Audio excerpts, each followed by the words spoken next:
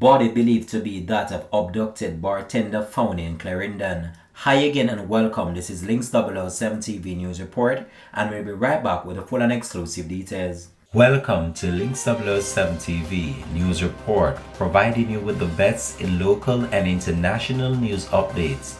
This is a place where you can get the most reliable and informative news information. Links 007 TV News Report.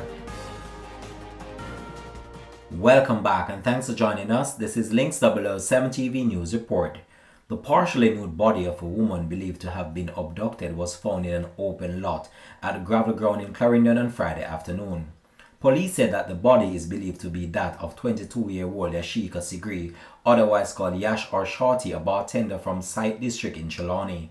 Segree, police said, was allegedly abducted on Wednesday, October 4, 2023 at Coffles District in Clarendon.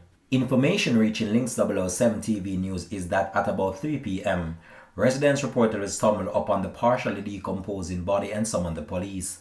On arrival of the lawmen, they saw the partially nude and decomposing body of the woman. The body was 4 feet 2 inches long, of Indian descent, and clad in a black shorts and yellow underwear which was pulled down her legs. The body was found laying face down in an open lot with what appears to be gunshot wounds to the legs and scratches to her upper body. The scene was processed and the body removed to the morgue pending postmortem examination.